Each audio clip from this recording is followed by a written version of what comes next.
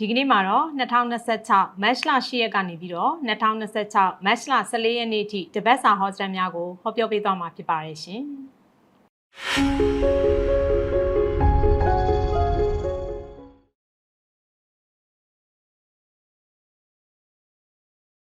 မင်္ဂလာပါရှင်။ကျွန်မကတော့မြင့်သင်္ခဗေဒင် application မှာဗေဒင်ဟောကြားပေးနေတဲ့ဆရာမဒေါက်ခင်စုဟေတာပဲဖြစ်ပါတယ်ရှင်။ဒီကနေ့မှာတော့2026မတ်လ10ရက်ကနေပြီးတော့2026မတ်လ14ရက်နေ့အထိတပတ်စာဟောစတန်များကိုဟောပြောပေးသွားမှာဖြစ်ပါတယ်ရှင်။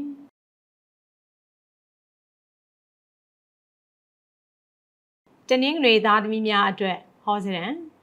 တနင်္ဂနွေသားသမီးတွေဟာရရန်ရှိတဲ့ငွေတွေဝင်မဲ့သတင်းကောင်းကိုကြားရတတ်ပါတယ်။အိမ်ပြင်အိမ်ဆောက်ရပါလိမ့်မယ်။တယ်လီဖုန်းအသစ်ဝင်မယ်။စက်တူရှယ်ယာလုပ်ငန်းပေါ်ပေါက်တတ်ပါတယ်။ဒါမှမဟုတ်လို့ရှိရင်စက်တူရှယ်ယာလုပ်ငန်းကနေပြီးတော့အကျိုးအမြတ်များရရှိပါလိမ့်မယ်။နိုင်ငံခြားတန်ယုံတရုံမှာဗီဇာလျှောက်ထားရဲဆိုရင်ဗီဇာရရှိပါလိမ့်မယ်ရှင်။ကျောင်းမြတ်ရတနာရောင်းဝယ်ရေးလုပ်ငန်းတွေကကောင်းမွန်နေပါတယ်။အလှူဒန်းလေးတွေပြုလုပ်ရပါလိမ့်မယ်ရှင်။ကျန်းမာရေးအနေနဲ့ကတော့ရင်ဘတ်အောင်တတ်ပါတယ်။ပညာရေးအတွက်ကိုသတင်းကောင်းကြားရပါလိမ့်မယ်ရှင်။အခြေရေးမှာစစ်သူထံကနေပြီးတော့လက်ဆောင်ရရှိပါလိမ့်မယ်။အိမ်အောင်ရေးကလည်းတာယာနေပါတယ်ရှင်။ကံကောင်းတဲ့ကဏ္ဍတွေကတော့1 5 9ကဏ္ဍတွေပဲဖြစ်ပါတယ်။ရေရာအနေနဲ့ကတော့တနင်္ဂနွေနေ့တကိုးကြီးဖျားတနင်္ဂနွေတောက်မှာအုံး14ညွန့်ကိုကတ်လူပူဇော်လူနန်းလိုက်ပါရှင်။တနင်္ဂနွေသားသမီးများအားလုံးစိတ်ချမ်းသာခြင်းကိုယ်ရည်ကျန်းမာခြင်းနဲ့ပြည့်စုံပြီးမိမိတို့လူရင်းဆန္ဒများအားလုံးပြည့်ဝနိုင်ကြပါစေလို့ဆရာမခင်ဆွေသားက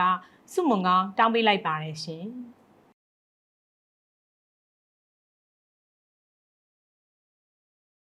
တနင်္လာသားသမီးများအတွက်ဟောစတန်တနင်္လာသားသမီးတွေဟာအိမ်သစ်တက်ရမယ်ဒါမှမဟုတ်လို့ရှိရင်အိမ်နေရာအပြောင်းရွှေ့လေးတွေပေါ်ပေါက်တတ်ပါတယ်တင်ဒါပါမစ်စတဲ့အပြိုင်ဆိုင်စီးပွားရေးလုပ်ငန်းတွေမှာအောင်မြင်မယ်ဝန်ထမ်းဖြစ်တယ်ဆိုရင်တော့လစာတိုးယာရူးတိုးမယ်တခိုးခိုးခံရတတ်တယ်ကပိုင်းနိုင်ခံရတတ်တယ်သတိထားပါရွှေလုပ်ငန်းတို့ရွှေတူးဖော်ရေးလုပ်ငန်းတွေမှာတော့အခက်အခဲလေးတွေပေါ်ပေါက်တတ်ပါတယ်ရှင်ကျန်းမာရေးအနေနဲ့ကတော့ချောင်းဆိုးမယ်ပညာရေးမှာတိုးတက်မှုအားကောင်းနေပါတယ်။အခြေရေးမှာတော့ချစ်သူရဲ့ဆွဆွဲမှုကိုခံရပါလိမ့်မယ်ရှင်။အိမ်အောင်ရေးမှာလည်းအိမ်အောင်ဘက်နဲ့နားလည်မှုလွဲနေပါတယ်။ကံကောင်းတဲ့ကဏ္ဍတွေကတော့4 6 8ကဏ္ဍတွေပဲဖြစ်ပါတယ်။ရေရာအနေနဲ့ကတနင်္လာနေ့တကိုးကြီးဖျားတနင်္လာတောက်မှာခရီ25ညွန့်ကိုကတ်လူပူဇော်လူဒန်းလိုက်ပါရှင်။တနင်္လာသားသမီးများအားလုံးစိတ်ချမ်းသာခြင်းကိုယ်ရည်ကျန်းမာခြင်းနဲ့ပြည့်စုံပြီးမိမိတို့လူရင်းဆန္ဒများအားလုံးပြည့်ဝနိုင်ကြပါစေလို့ဆမခင်ဆွေသားကဆုမွန်ကောင်းတောင်းပေးလိုက်ပါတယ်ရှင်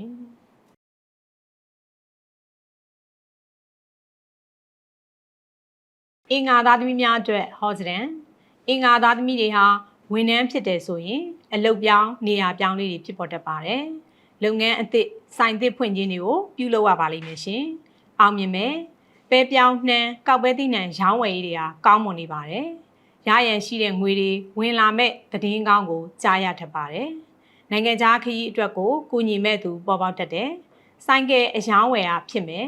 နေအိမ်အနီးနားမှာနာရေးပေါ်မယ်နာရေးပေါ်ရင်မသွားပါနဲ့ကျန်းမာရေးအနေနဲ့ကတော့အိတ်မပျော်တဲ့ယောဂဖြစ်တတ်ပါတယ်ပညာရေးမှာတိုးတက်မှုရှိနေပါတယ်အခြေရေးမှာကံကောင်းနေပါတယ်ချစ်သူမရှိဘူးဆိုရင်ချစ်သူရရှိပါလိမ့်မယ်အိမ်အောင်ရေးကလည်းတာယာနေပါတယ်ရှင်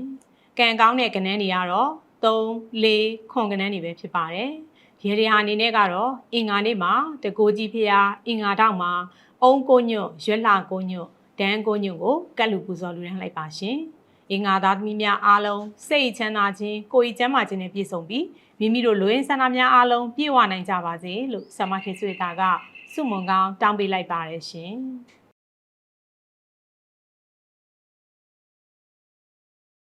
ဗုဒ္ဓဦးသားသမီးများအတွက်ဟောစတန်ဗုဒ္ဓဦးသားသမီးတွေဟာအိမ်ကန်တိုက်ခန်းကွန်ဒိုကန်အယောင်းဝယ်ဖြစ်မယ်ဖျားဆင်းတုတော်ဖျားပုံတော်ဇေဒီပထိုးပုံတော်တွေနေအိမ်ကိုကြွမြန်းလာတယ်ဆိုလို့ရှိရင်နမိတ်ကောင်းပါတယ်ဝင်ငွေကလည်းကောင်းနေပါတယ်ဘန်ဒါမှမဟုတ်လို့ရှိရင်ချင်းငွေအဖွဲ့အစည်းတစ်ခုခုမှာချင်းငွေတင်ထားတယ်ဆိုရင်ချင်းငွေရရှိပါလိမ့်မယ်ကျွေးကိစ္စအတွက်ကိုရင်အေးရပါလိမ့်မယ်မော်တော်ကားအတွက်ကိုတော့ငွေကုန်ကြေးကြများတတ်ပါတယ်ကျန်းမာရေးအနေနဲ့ကတော့သွားကြိုက်သွားနာလေးတွေဖြစ်တတ်ပါတယ်စာမေးပွဲဖြေထားတယ်ဆိုရင်အောင်မြင်မယ် အခြေအေးမှာတော့အပြိုင်ဆိုင်လေးတွေပေါ်ပေါက်တတ်ပါတယ်ရှင်အိမ်အောင်ရေးကလည်းအဆင်မပြေပါဘူး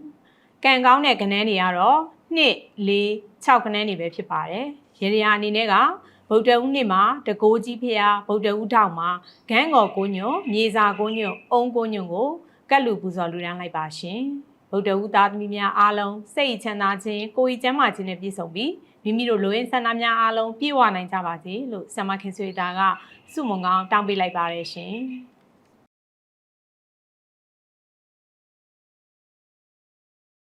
ဂျာတာပရိသားသမီးများအတွက်ဟောစရန်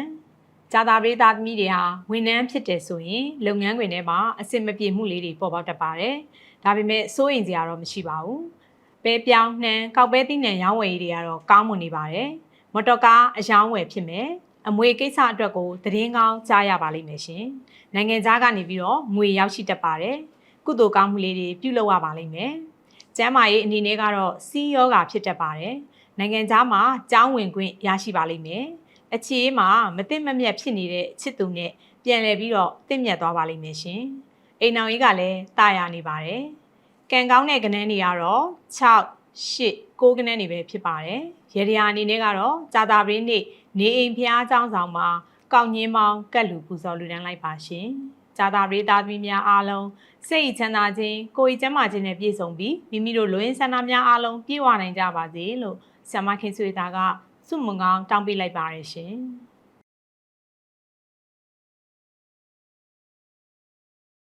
တောက်ကြသားသမီးများအတွက်ဟောစရန်တောက်ကြသားသမီးတွေဟာရရန်ရှိတဲ့ငွေတွေရရှိပါလိမ့်မယ်မော်တော်ကားအတွက်ကိုငွေကုန်ကြေးကြများတတ်ပါတယ်ဆိုင်ကယ်အသစ်တစ်စီးဝင်မယ်ဝန်ထမ်းဖြစ်တယ်ဆိုရင်တော့လုပ်ငန်းခွင်ထဲမှာအခက်အခဲလေးတွေပေါ်ပေါက်တတ်ပါတယ်ဒါပေမဲ့စိုးရိမ်စရာတော့မရှိပါဘူးရှင်အလုပ်အသစ်တက်ကိုအင်တာဗျူးဝင်ရတတ်ပါတယ်အောင်မြင်မယ်ကျန်းမာရေးအနေနဲ့ကတော့အစာရင်ယောဂါဖြစ်တတ်ပါတယ်ပညာရေးအတွက်ကိုသတင်းကောင်းကြားရပါလိမ့်မယ်အခြေရင်းနဲ့အိမ်အောင်ရေးကလည်းတာယာနေပါတယ်ရှင်ကံကောင်းတဲ့ကဏ္ဍတွေကတော့3 4 8ကဏ္ဍတွေပဲဖြစ်ပါတယ်ရေရာအနေနဲ့ကတောက်ကြနေ့တကိုးကြီးဖျားတောက်ကြတောင်မှာတပြေ22ညွန့်ကတ်လူပူဇော်လူဒန်းလိုက်ပါရှင်တောက်ကြသားသမီးများအားလုံးစိတ်ချမ်းသာခြင်းကိုယ်ကျန်းမာခြင်းနဲ့ပြည့်စုံပြီးမိမိတို့လိုရင်းဆန္ဒများအားလုံးပြည့်ဝနိုင်ကြပါစေလို့ဆ mma ခင်ဆွေတာကဆုမွန်ကောင်းတောင်းပေးလိုက်ပါတယ်ရှင်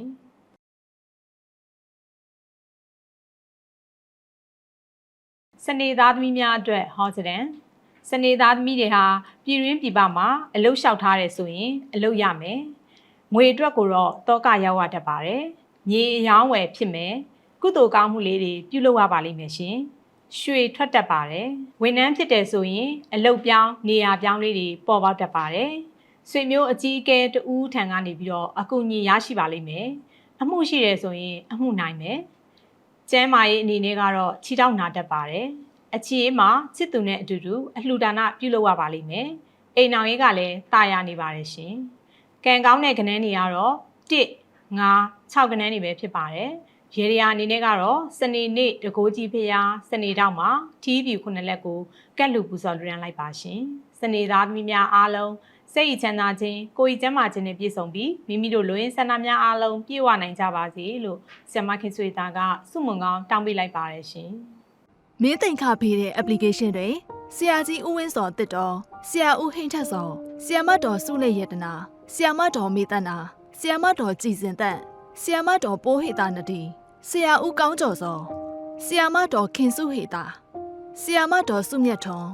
ဆရာမတော်ရွှေရုံးမြတ်အိမ်တို့ဖြင့်ပြည်ရင်းပြည်ပမှဓာတ်ရိုက်ဗီဒီယိုကောဖြင့်ဖေးနေမင်းမြတ်နိုင်ပါပြီရှင်ခုနှစ်ရက်သားသမီးများအတွက်စောင်းရန်ရှောင်းရန်တပတ်စာကံကြမ္မာကိုမင်းသိင်္ခဖေးတဲ့ YouTube Channel တွင်လည်းကြည့်ရှုနိုင်ပါတယ်ရှင်မင်းသိင်္ခဖေးတဲ့ application ကိုအသုံးပြုသူမိဘပြည်သူအပေါင်းအနာရောဂါကင်းရှင်းပြီးစိတ်ချမ်းသာကိုယ်ကျန်းမာပါစေကြောင်းဆုမွန်ကောင်းတောင်းပေးလိုက်ပါတယ်ရှင်